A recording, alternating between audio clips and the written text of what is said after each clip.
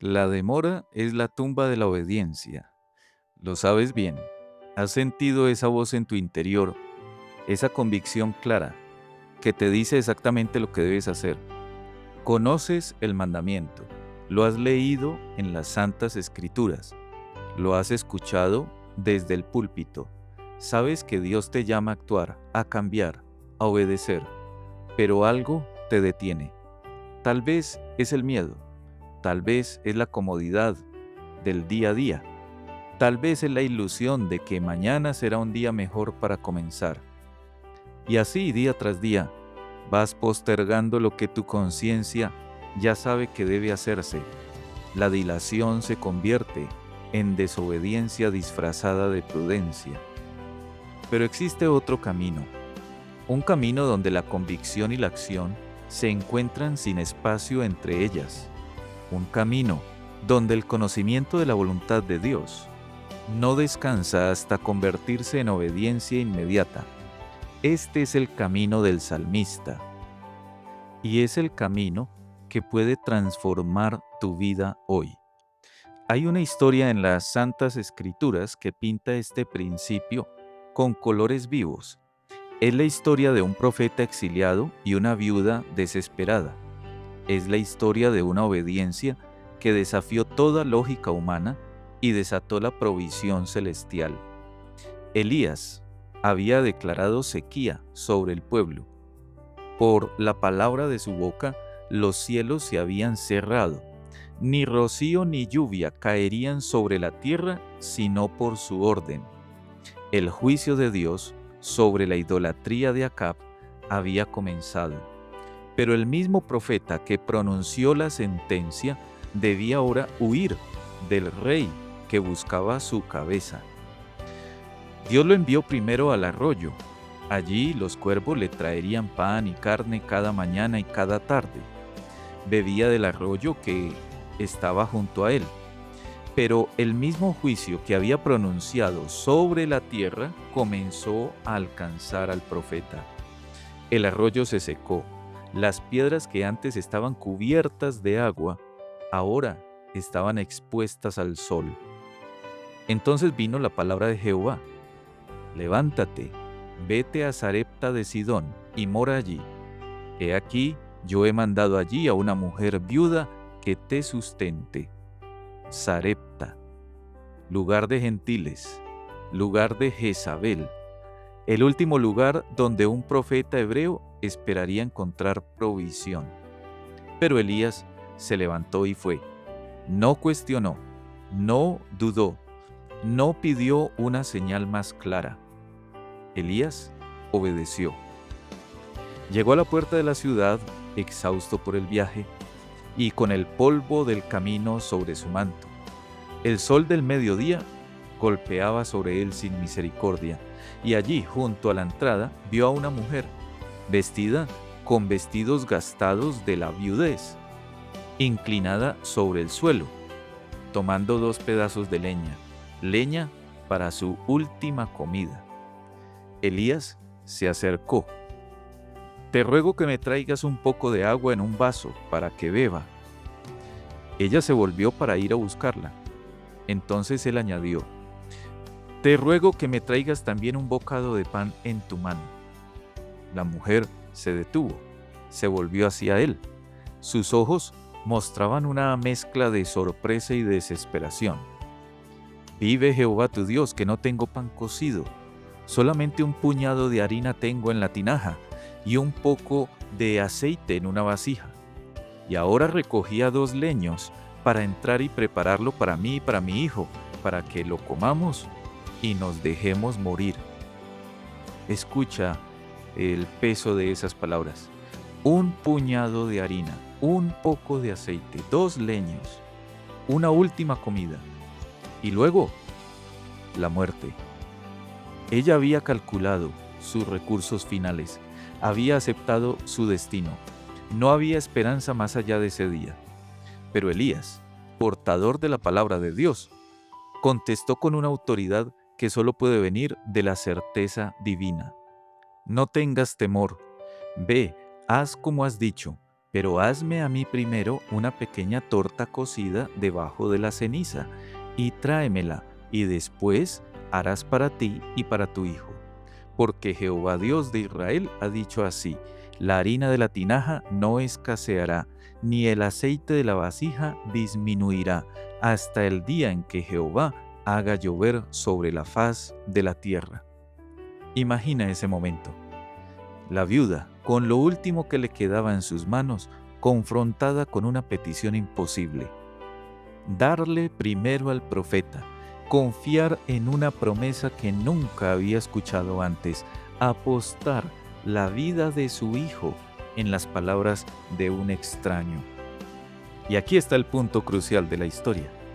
Entonces ella fue e hizo como le dijo Elías.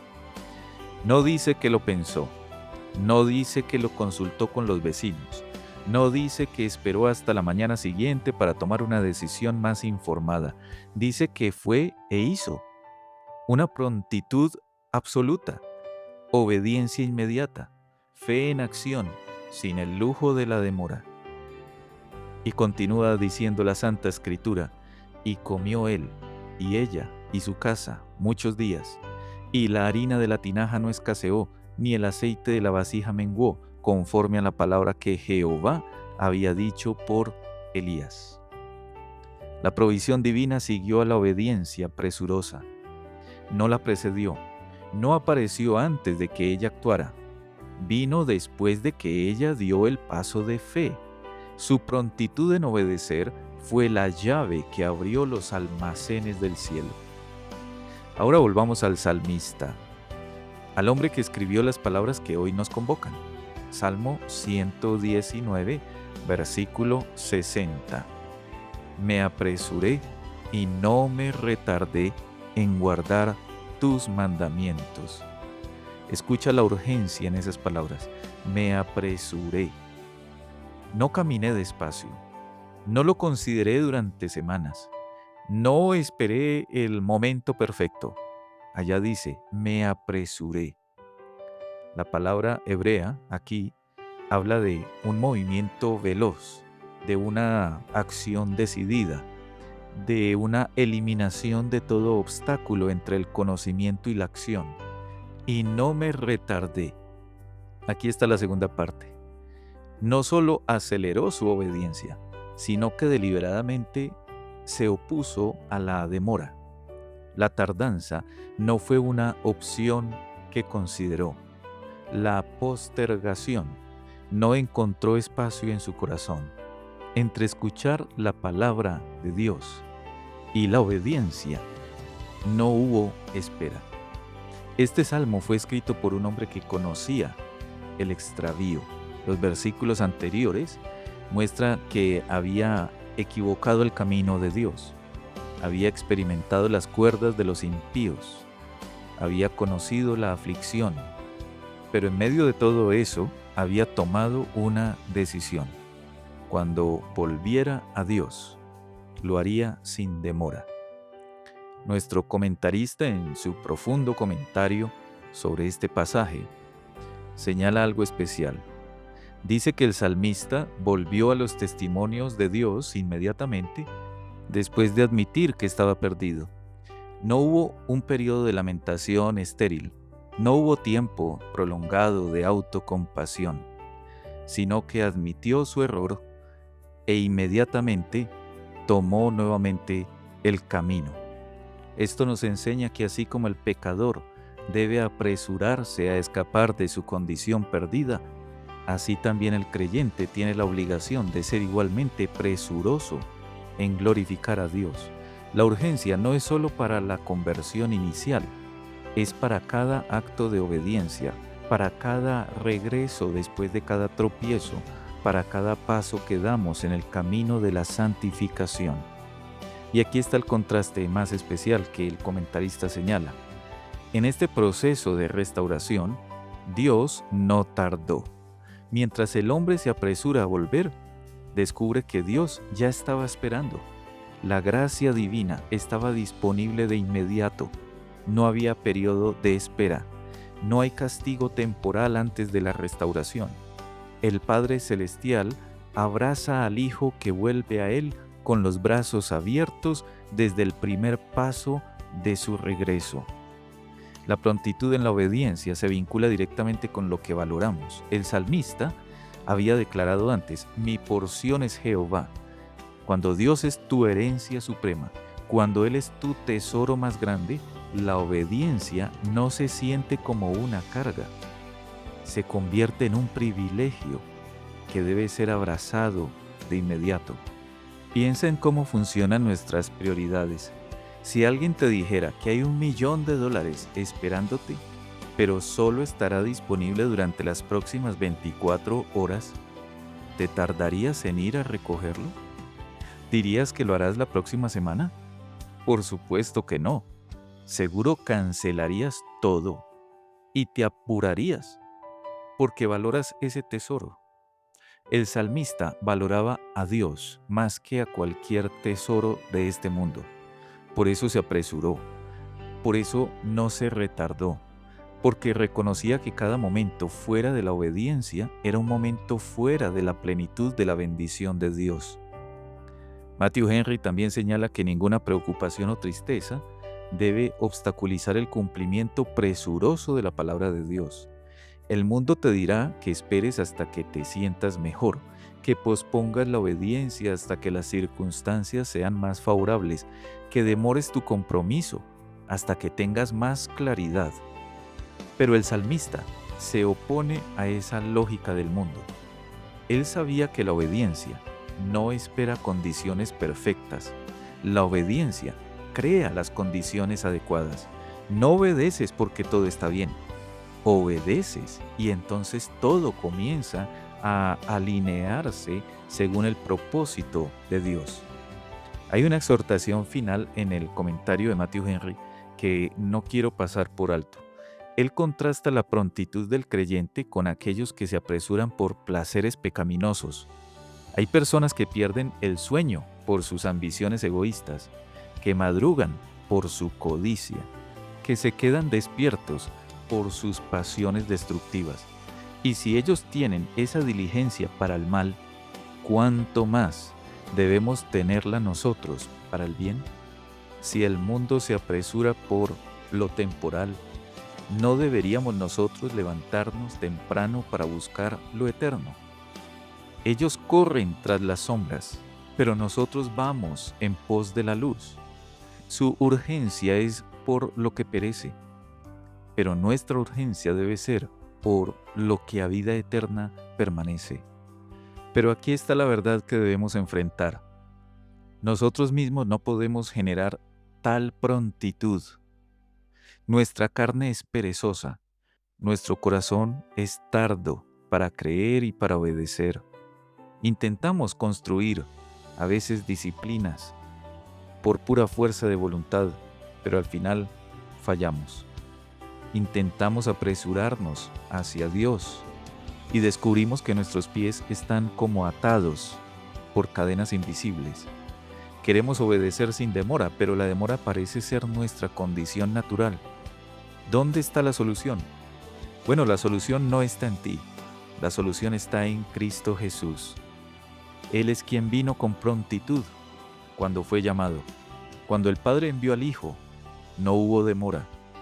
Cuando vino el cumplimiento del tiempo, dijo el apóstol Pablo, Dios envió a su Hijo. Sin tardanza, sin postergación, en el momento exacto, Cristo vino. Y durante toda su vida, Jesús modeló la obediencia presurosa perfecta. El Señor Jesús dijo, mi comida es que haga la voluntad del que me envió y que acabe su obra. Es decir, no había espacio entre conocer la voluntad del Padre y obedecer. Su vida entera fue un acto continuo de obediencia inmediata. Incluso cuando la obediencia lo llevó a Getsemaní, incluso cuando lo llevó a la cruz, incluso cuando significó llevar sobre sí el peso del pecado que no era suyo. El Señor Jesús dijo, no se haga mi voluntad, sino la tuya. Y se levantó del lugar donde oraba y caminó directamente hacia sus acusadores. El Señor Jesús fue pronto en obedecer para que tú pudieras ser perdonado por tu lentitud. Él no se retardó en ir a la cruz, para que tu demora en la obediencia no te condenara eternamente. Su prontitud perfecta cubre tu tardanza imperfecta. Y ahora por su Espíritu que mora en ti, Él te capacita para hacer lo que no podrías hacer solo. Te da nuevos deseos, te da nueva fuerza, te da la gracia para levantarte y obedecer cuando todo en ti quiere quedarse sentado y esperar. Entonces apliquemos esto para nuestra vida hoy. ¿Cómo traer estas verdades de la prontitud en la obediencia a nuestro día? Comienza eliminando esa indecisión. Deja de vivir en el limbo entre dos opiniones. Cuando las Escrituras hablan con claridad sobre un asunto, no necesitas seguir debatiendo, no necesitas más confirmaciones, necesitas obedecer. La tibieza espiritual es solo desobediencia maquillada. No esperes a sentirte mejor para actuar mejor. Actúa mejor y los sentimientos eventualmente seguirán. Pide perdón con prontitud. Habla con gracia inmediatamente. Sirve a tu familia sin demora. La obediencia presurosa no espera a que las emociones o los sentimientos cooperen. Dios te ha dado su palabra, te ha mostrado su camino, te ha dado su espíritu. Ahora te llama a actuar, porque en esa prontitud encontrarás la vida que has estado buscando.